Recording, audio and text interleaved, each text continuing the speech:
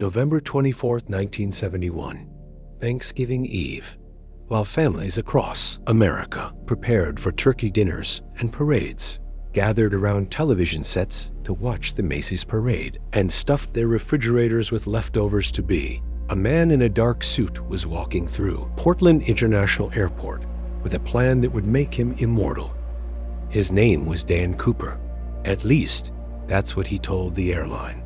The press would later misreport it as D.B. Cooper, and the name stuck like glue to American folklore. But whoever he really was, his true name, his background, his life before that Wednesday afternoon, nobody knows. Not the FBI, not the hundreds of investigators who've spent decades searching through forests, following leads and chasing ghosts. This is the story of the only unsolved hijacking in American aviation history. A crime so audacious, so perfectly executed in its early stages, that it seemed impossible. And yet, it happened. A man walked onto a commercial flight, threatened to blow it up, extorted a fortune, and then jumped out of the plane at 10,000 feet into a raging storm. And then he vanished into thin air. Let me take you back to Portland, Oregon. November 24th, 1971, 2:50 in the afternoon. The airport is bustling with holiday travelers. Children running through the terminal, excited about seeing grandparents. Business travelers eager to get home. The smell of cigarette smoke, remember, and anxiety about making connections. At the Northwest Orient Airlines ticket counter, a man approaches. He's unremarkable in almost every way. Mid-40s, maybe. Around 5'10", though estimates would vary. He's wearing a dark business suit, a white shirt, a narrow black tie, the kind that was fashionable in the early 70s. Black-rimmed glasses. A raincoat draped over his arm.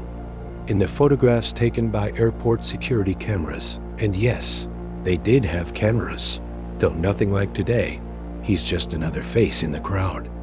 A businessman. One of thousands that pass through that airport every single day. His manner is calm, polite. The ticket agent, a man named Dennis Lensley, would later tell investigators that nothing about this passenger stood out. He wasn't nervous. He wasn't fidgeting. He wasn't sweating or looking around anxiously, like you might expect from someone about to commit a federal crime. He was just ordinary. The man asks for a one-way ticket to Seattle. Flight 305. He pays in cash $20. In 1971, paying cash for a plane ticket wasn't unusual. Credit cards existed, but they weren't ubiquitous like today. Plenty of people still paid cash for everything. The ticket agent processes the transaction, writes out the ticket by hand. This was before computerized systems, and hands it over. The name on the ticket reads, Dan Cooper. The man thanks him, takes his ticket, and walks toward the gate. He's carrying a briefcase. Black, unremarkable. Inside that briefcase is something that will change aviation security forever. But we'll get to that. Cooper will call him Cooper, since that's the name history remembers, walks to the gate and waits. Flight 305 to Seattle, a Boeing 727. Just a short hop, 30 minutes in the air. A milk run, the kind of flight the crew could do in their sleep. He sits in the waiting area, reading a newspaper. Other passengers later remember seeing him, but none remember anything remarkable. He didn't pace, didn't make phone calls, didn't draw attention to himself in any way. He was a ghost before he even got on the plane. At 2:50 p.m., the boarding call comes. Cooper stands, folds his newspaper neatly, and joins the line of passengers boarding Flight 305. Now, let's talk about the aircraft for a moment, because it's important to this story. The Boeing 727 was one of the most popular commercial jets of its era. Introduced in 1964, it was designed for short and medium-range flights. It was reliable, efficient, and loved by airlines because it could operate from shorter runways than other jets. But the 727 had one unique feature that would become central to this story. An aft air stair. At the rear of the aircraft, there was a stairway that could be lowered to allow passengers to board and deplane from the back of the plane. This was convenient at smaller airports that didn't have jet bridges. The stairs folded up into the fuselage during flight, sealed by a door that the crew could open and close from inside. Here's the thing though, that door could be opened during flight. It wasn't supposed to be. It would depressurize a cabin and create all sorts of dangerous situations. But mechanically, it was possible. The 727 was the only major commercial aircraft with this feature. Dan Cooper knew this, and that knowledge would prove to be crucial. Cooper boards Flight 305 and takes his seat, row 18. Seat C, the very last row on the right side of the aircraft. Another detail that wasn't random. From that position, he could see everyone else on the plane. No one could see him from behind, and he was right next to the aft section of the aircraft, the section with that unique rear door. The flight has 36 passengers total. Not a full flight. It's Thanksgiving Eve, and most people have already traveled to their destinations. These are the stragglers, the last-minute travelers, the people with nowhere particular to be. Cooper settles into his seat. He's calm. He orders a drink from the flight attendant of bourbon and soda. He lights a cigarette. Remember, smoking on planes was not only allowed, but common in 1971. Ashtrays were built into the armrests. The cabin would have been hazy with smoke by the end of any flight. The flight attendants working this flight are Florence Schaffner, Tina Mucklow, and Alice Hancock Schaffner, who's 23 years old, will remember this flight for the rest of her life. But right now, as the plane pushes back from the gate and taxis toward the runway, she has no idea what's about to happen. At 3 p.m., Flight 305 takes off from Portland, climbing into the gray November sky. The weather is typical for the Pacific Northwest in late autumn overcast, drizzly, cold. The plane climbs to its cruising altitude of around 10,000 feet. The seatbelt sign turns off. The flight attendants begin their service. Everything seems normal, just another routine flight. And then, about 7 minutes into the flight, everything changes.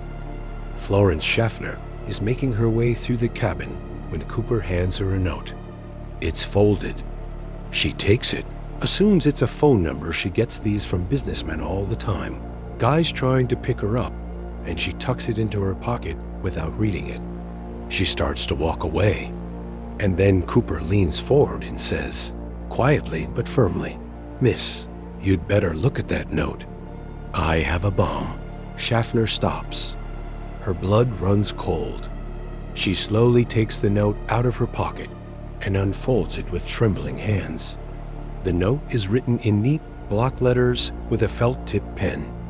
Years later, Schaffner would recall the exact wording, though the note itself was never recovered. It read something like, "Miss, I have a bomb in my briefcase, and I want you to sit next to me. You are being hijacked." Schaffner looks at Cooper. He gestures to the seat next to him. She sits down, trying to keep her composure, trying not to panic. Cooper opens his briefcase just enough for her to see inside. Later, she would describe what she saw. Red cylinders that looked like dynamite, wires, a battery. It looked, she said, like something out of a movie. The kind of bomb you'd see in a spy thriller. Was it real? She didn't know. She wasn't about to find out by challenging him. Cooper's demeanor is calm. He's not aggressive. He's not shouting or threatening. He speaks quietly, rationally, like a businessman negotiating a contract. This isn't passion or rage. This is a plan being executed. He tells Schaffner his demands, and she writes them down on a notepad, her hand shaking. $200,000 in $20 bills. 4 parachutes, 2 primary chutes, and 2 reserve chutes. A fuel truck standing by in Seattle to refuel the aircraft once they landed. Cooper tells her to take the note to the captain. Tell him the plane is being hijacked. Tell him these demands are non-negotiable. If they're not met, Cooper will blow up the plane. Everyone dies. Schaffner, maintaining her composure as best she can, stands and walks to the cockpit. She knocks on the door. The flight engineer opens it. She steps inside and shows them the note. The cockpit goes silent. Captain William Scott is in command of Flight 305. He's an experienced pilot, thousands of hours in the air, and he's seen a lot in his career. But he's never dealt with a hijacking. None of them have. Hijackings aren't common in 1971 there. Had been a rash of them in the late 60s, mostly planes being diverted to Cuba, but they've become less frequent. And none of them have involved bombs. Scott reads the note. He looks at Schaffner. Is he serious? He showed me the bomb, she says. It looks real. Scott makes a decision. He's not going to take chances with the lives of his passengers and crew. He picks up the radio and contacts Seattle Air Traffic Control. Seattle, this is Northwest 305. We have a hijack situation. The message goes out. Within minutes, the hijacking of Northwest Orient Flight 305 becomes a federal case. The FBI is notified. The airline's president, Donald Nyrup, is informed. Seattle-Tacoma International Airport goes on alert. And then begins one of the most unusual negotiations in hijacking history. Cooper's demands are specific and frankly strange. $200,000, that's about $1.5 million in today's money. A significant sum, but not impossible. The airline could get that kind of cash. But 4 parachutes? That's unusual. Most hijackers want passage to another country or political prisoners released. They don't want parachutes. The FBI immediately understands what this means. Cooper is planning to jump out of the plane. This isn't a hijacking in the traditional sense. This is an escape plan. The question is, does Cooper actually know how to parachute? Or is this a suicide mission? In Seattle, the FBI scrambles to fulfill the demands. They contact the Seattle branch of the bank that services Northwest Orient Airlines. The bank manager and his staff work frantically to gather 10,000 $20 bills. It's not easy. Most banks don't keep that much cash on hand, especially not in a specific denomination. But they manage it. Here's the clever part. They photograph the serial number of every single bill. 10,000 bills. 10,000 serial numbers. It takes hours, but they do it. If this money shows up anywhere, a bank, a store, anywhere, they'll be able to trace it. The parachutes are another matter. The FBI contacts a local skydiving school, and they provide 4 parachutes, 2 main chutes and 2 reserve chutes. The reserve chutes are smaller, emergency chutes that can be manually deployed if the main chute fails. Why did Cooper want 4 parachutes? The FBI has a theory. He wanted them to think he might take hostages and make them jump with him. If he only asked for 1 or 2 parachutes, they might give him dummy chutes or sabotaged ones. But if he asked for 4, they'd have to provide real, functioning parachutes because they'd think he might strap them to hostages. It's a clever bit of psychology. While all this is happening, Flight 305 is circling Seattle. The passengers are told there's a minor mechanical issue that needs to be resolved before they can land. They're kept in the dark. Most of them don't realize they're on a hijacked plane. They're annoyed at the delay. They want to get home for Thanksgiving, but they're not scared. Cooper remains calm throughout. He orders another bourbon. He makes small talk with Schaffner. He's polite. At one point, he even tells her he doesn't have a grudge against the airline. Nothing personal. This is just business. 2 hours pass. Finally, at 5:24 p.m., the word comes through. The money and parachutes are ready. Cooper gives permission for the plane to land. Flight 305 descends through the clouds and touches down at Seattle-Tacoma International Airport at 5:39 p.m. But Cooper doesn't want the plane to taxi to a normal gate. He gives specific instructions: taxi to a remote, isolated area of the airport. Keep all the window shades drawn. No one approaches the aircraft until he gives permission. The plane sits on the tarmac, alone, surrounded by darkness and rain. Emergency vehicles are staged at a distance. FBI agents are everywhere, but they're hidden. Snipers have taken positions, though they're under orders not to fire unless absolutely necessary. And then, a single figure walks across the tarmac toward the plane. His name is Al Lee. He's an operations manager for Northwest Orient Airlines, and he's been chosen to deliver the ransom. He's carrying two things: a canvas bank bag containing 21 pounds of cash and a nylon sack containing 4 parachutes. Lee walks up the aft stairs of the 727. The door opens. He steps inside, hands over the bag and the parachutes, and quickly retreats. The door closes behind him. Inside the plane, Cooper opens the bank bag and examines the money. He opens several bundles, checking to make sure they're real bills, not marked or fake. They're real. $200,000 in crisp $20 bills. Then he examines the parachutes. And here's where things get interesting, because Cooper's behavior suggests he knows what he's doing. He opens each parachute, examines them carefully. He rejects one of the main chutes. It's a training chute, sewn shut so students can practice packing it, but can't actually deploy it. Cooper recognizes this immediately. He keeps the other main chute and both reserve chutes. This is not the behavior of someone who's bluffing. This is someone who understands parachutes. Cooper has kept his word so far. Now it's time to keep the next part of his promise. He tells the crew, "Release the passengers." The passengers are confused. They've been sitting on the ground for nearly an hour.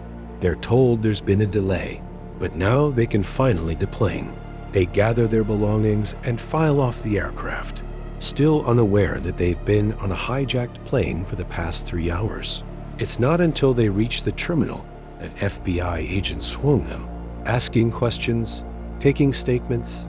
The passengers are shocked. A hijacking? A bomb? They had no idea. 36 passengers are released. 2 of the 3 flight attendants, Schaffner and Hancock, are also allowed to leave. But Cooper keeps the pilot, Captain Scott, the co-pilot, Bill Radachak, the flight engineer, H.E. Anderson, and 1 flight attendant, Tina Mucklow. Mucklow is 23 years old. She's about to spend the next several hours alone in a cabin with a man who says he has a bomb. Years later, she gives the most detailed description of Cooper, having spent more time with him than anyone else. But even her description is frustratingly vague. Mid-40s, about 5'10", dark brown eyes, olive complexion, dark hair neatly combed, no distinguishing marks, no scars, no tattoos, no unusual features. He could be anyone. He could be the man sitting next to you on the bus. That's what makes him so hard to find. While the plane refuels, Cooper lays out his next set of demands. And this is where the plan gets truly bizarre. He wants to fly to Mexico City, but he has very specific requirements about how they're going to get there. First, the plane must fly at minimum airspeed, around 170 miles per hour. Any faster and he won't do it. Second, the flaps must be set at 15 degrees. This is a takeoff and landing configuration, not something you'd normally use for cruising flight. Third, the landing gear must remain down. Again, this creates drag and slows the plane down, but it's not how you'd normally fly. Fourth, the cabin must remain unpressurized. The altitude must not exceed 10,000 feet. And fifth, the aft air stair must remain unlocked. Captain Scott listens to these demands and immediately understands what they mean. These are the specifications for a parachute jump. Cooper is going to jump out of the plane mid-flight. Scott tries to talk him out of it. "You can't do this," he says. "It's suicide. The weather is terrible. It's freezing. It's night. You'll never survive." Cooper is unmoved. "I know what I'm doing," he says. Scott contacts the airline's operations center. They run calculations. Can the 727 fly to Mexico City with the landing gear down at that speed and altitude? Technically, yes, but the fuel consumption will be enormous. They'll need to refuel somewhere along the way. Cooper agrees to a refueling stop in Reno, Nevada. That's fine with him. Just get him in the air. There's a problem, though. The FBI wants time. Time to prepare, time to figure out a plan. They suggest a refueling stop in Sacramento. Instead, it's closer, and they can have people in position. Cooper refuses. Reno or nothing. The FBI caves. It's Reno. At 7:40 p.m., nearly 4 hours after landing in Seattle, Flight 305 takes off again. This time, there are only 5 people on board. 4 crew members in the cockpit, and a hijacker in the back cabin, alone with a parachute and $200,000. Let me paint you a picture of what's happening outside that plane. It's night now, completely dark. The weather has deteriorated. A storm front is moving through the Pacific Northwest, bringing heavy rain, strong winds, and turbulence. Visibility is near zero. The temperature at 10,000 feet is around 7 below 0 Celsius. Maybe colder with wind chill. Cooper is wearing a business suit. No winter coat. No gloves. No hat. If he jumps into this, exposure alone could kill him within minutes. Below the plane is the Cascade, range, dense forests, mountains, ravines, rivers. It's some of the most rugged, inhospitable terrain in the lower 48 states. Even in daylight, even in good weather, landing there would be dangerous. At night, in a storm, it's almost certain death. But Cooper seems unconcerned. Tina Mucklow is instructed to go to the cockpit and stay there. Cooper tells her to pull the curtain that separates the cabin from the cockpit area. She's not to come back no matter what she hears. She does as he says, joining the crew in the cockpit. They're tense. They're listening. They're wondering if they're about to die. In the cabin, Cooper is alone. What happens next, we can only reconstruct from physical evidence. But here's what we think occurred. Cooper puts on one of the parachutes. It's the main chute he kept a military surplus, Navy NB-8. It's a round parachute, the kind used by paratroopers, not the kind recreational skydivers use. It's designed for mass drops, not precision landings. And critically, it's almost impossible to steer. Cooper takes one of the reserve chutes and cuts away the shroud lines, the cords that attach the parachute canopy to the harness. He uses these cords to tie the money bag closed and secure it to his body. He's improvising a way to carry the money during the jump. He also cuts open the reserve parachute itself and uses the material for something, maybe padding, maybe additional security for the money. We don't know for sure. Then he walks to the back of the plane, to the aft airstair door. At 8 p.m., a light illuminates on the instrument panel in the cockpit. The aft airstair warning light. Cooper has opened the door. Captain Scott can feel the change immediately. The cabin pressure drops. The plane's trim changes, the nose pitches up slightly as air rushes out the back.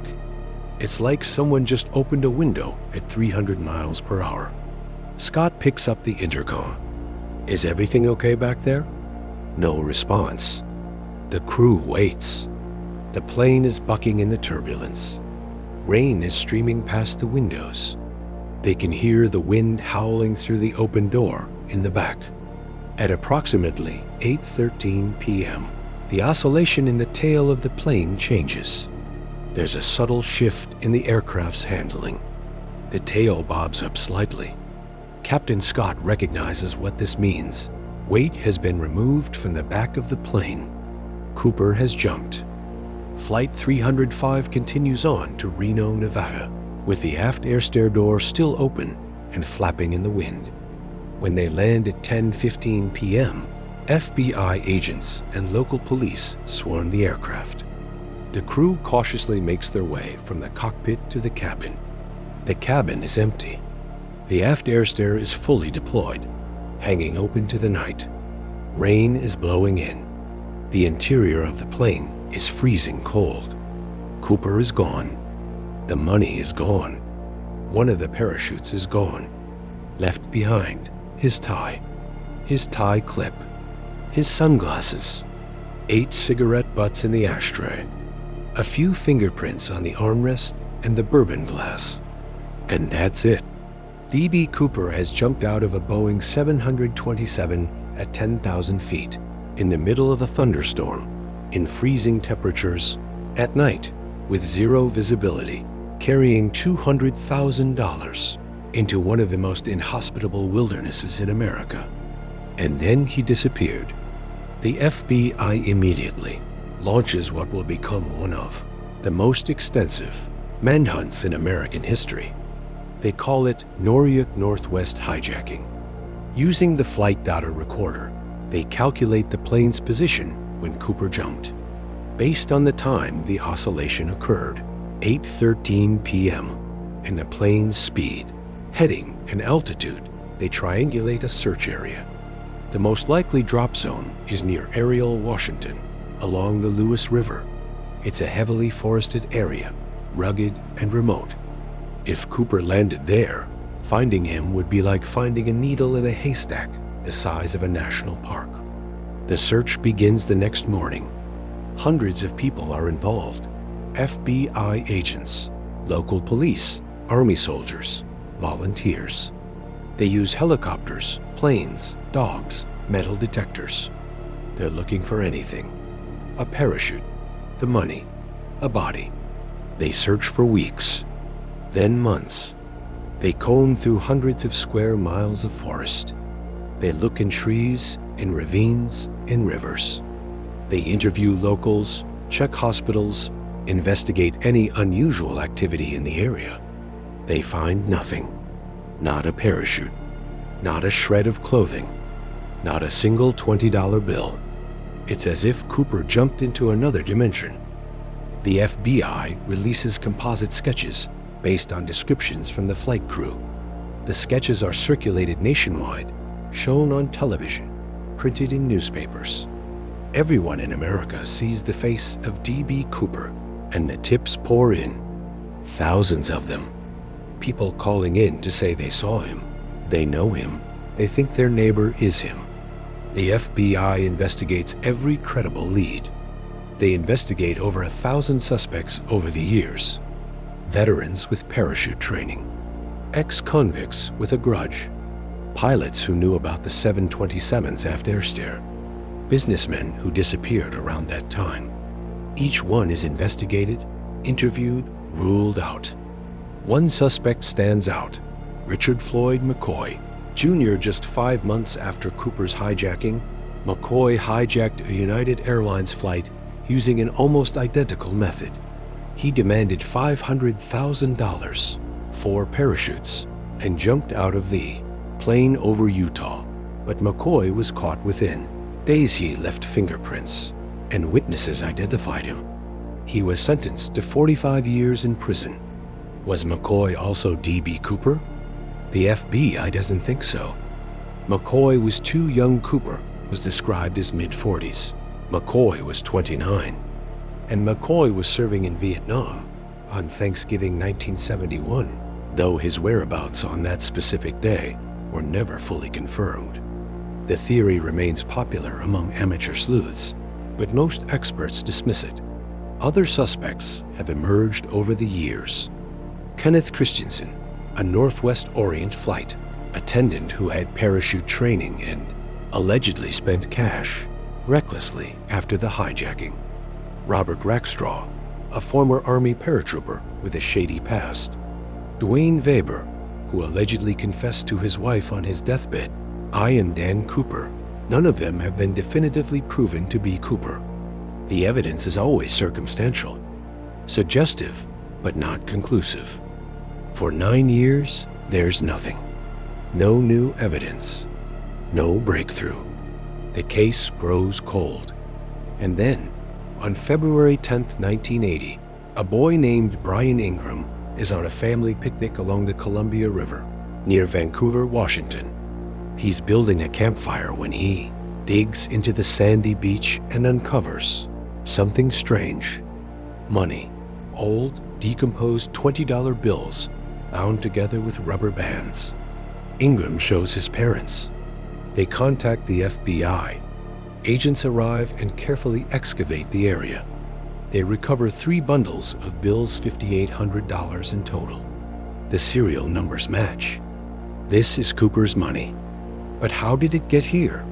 The Columbia River is about 9 miles downstream from the suspected drop zone.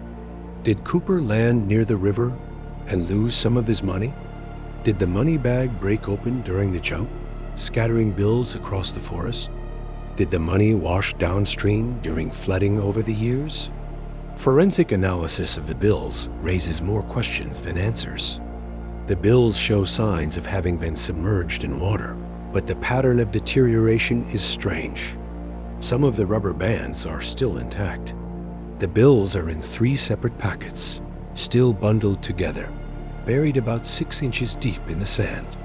If the money had been floating in the river for 9 years, you'd expect it to be scattered, broken apart, spread over a wide area. But these 3 bundles were found close together, almost deliberately buried. Did Cooper bury them himself?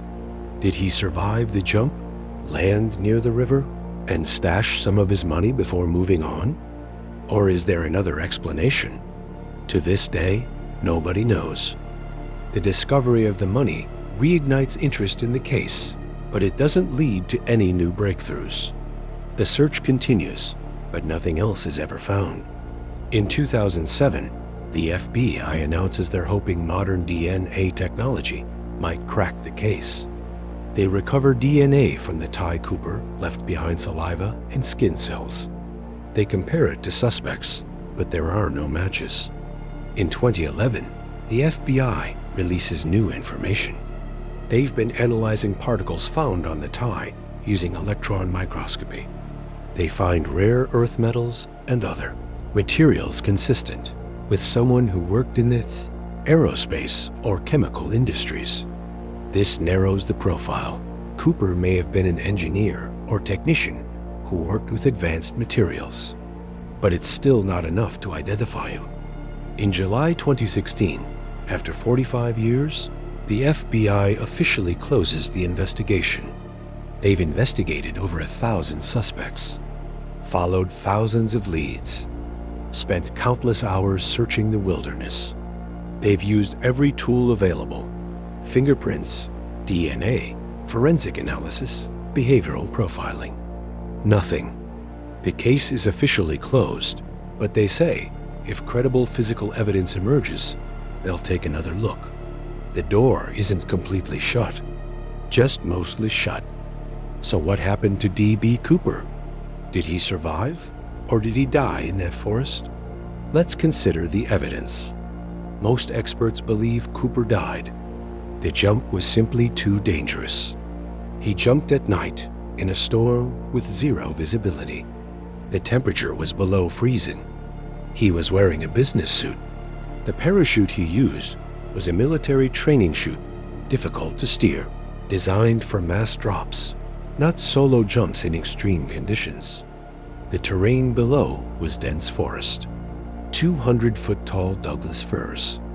If Cooper landed in those trees, the canopy would be like hitting a solid object. He could have been impaled on branches, broken his back, knocked unconscious. Even if he survived the landing, he'd be stranded in the wilderness, miles from any road, in freezing rain, with no survival gear. Exposure alone could have killed him within hours. And then there's the money. If Cooper survived and escaped with the money, why has none of it ever shown up? The serial numbers were recorded. Every bill was photographed. If Cooper had spent even one of those bills, it would have been flagged. But aside from the 3 bundles found in 1980, none of Cooper's money has ever surfaced. That suggests either Cooper died and the money is still out there, buried in the forest, or he was smart enough never to spend it. But here's the counter-argument. Cooper seemed to know what he was doing. He chose the 727 specifically for its aft air stair. He gave precise instructions about speed, altitude, and flap settings. He examined the parachutes like an expert. He planned this hijacking meticulously. Would someone that careful, that knowledgeable, attempt a jump he knew was suicide? Maybe he had more training than we think. Maybe he was a former military paratrooper, someone with experience jumping in adverse conditions. Maybe he landed safely, but died from exposure afterward. Or maybe, just maybe, he made it out. Some investigators believe Cooper jumped earlier or later than the crew thought. Maybe he didn't jump over the dense forest. Maybe he jumped near a road or a town. Maybe he had an accomplice waiting. But if he survived, where is he? If he's still alive, he'd be in his late 90s now. Has he been living under a new identity all these years, carrying his secret to the grave? Or did he die long ago, his body still lying somewhere in the Washington wilderness, waiting to be found? D.B. Cooper has become more than a criminal. He's become a legend, a folk hero, a man who beat the system. There's something about this case that captures the imagination. Maybe it's the audacity of it. Maybe it's the mystery. Maybe it's the fact that, in a world where we're constantly surveilled, where every transaction is tracked, where privacy is an illusion, someone managed to disappear completely. Cooper didn't hurt anyone. He was polite. He was calm. He kept his word. He released the passengers as promised. In a strange way, he's become romanticized. There are annual D.B. Cooper festivals in Washington. State, t-shirts, books, documentaries, movies. He's been referenced in countless TV shows. He's part of American mythology now. But let's not forget, he was a criminal. He threatened to kill 36 innocent people. He terrified the flight crew. He committed a federal crime. Whatever else he was not a hero. And yet, the mystery endures. In 2017, a new piece of evidence emerged. A man came forward claiming his uncle, named L.D. Cooper, was the hijacker. He said L.D. had confessed on his deathbed. The FBI investigated, but couldn't confirm the claim. In 2018, amateur investigators claimed they'd found a parachute buried in the forest near the drop zone. The FBI examined it, but couldn't confirm it was Cooper's. In 2020, a team of engineers analyzed the evidence using modern technology and claimed they'd narrowed down the jump location. They searched the area, found nothing. The theories keep coming. The searches continue. Somewhere out there, someone believes they've solved the mystery. But the truth remains elusive. Here's what we know for certain. On November 24, 1971, a man calling himself Dan Cooper hijacked Northwest Orient Flight 305. He extorted $200,000 and 4 parachutes. He released all the passengers unharmed. He jumped out of the plane at approximately 8:13 p.m., somewhere over southwestern Washington state. He was never seen again. That's it. Those are the facts. Everything else is speculation, theory, guesswork. Somewhere in the forests of Washington, there might be a parachute. There might be a body. There might be $194,200 in cash, still buried under decades of leaves and moss. Or maybe there's nothing. Maybe Cooper landed in a river and was swept away. Maybe he landed in a ravine and was never found. Maybe he's out there somewhere, an old man now, living quietly with his secret. We may never know. The case remains open to the public. If you have information about D.B. Cooper, the FBI still wants to hear from you. Because somewhere, someone knows the truth. A family member, a friend, maybe Cooper himself, if he's still alive. Until that truth comes out, D.B. Cooper will remain what he's always been, a ghost, a mystery, a man who fell from the sky and vanished into legend. The only unsolved hijacking in American history. The perfect crime, or the perfect disappearance. The man who fell to earth and was never seen again.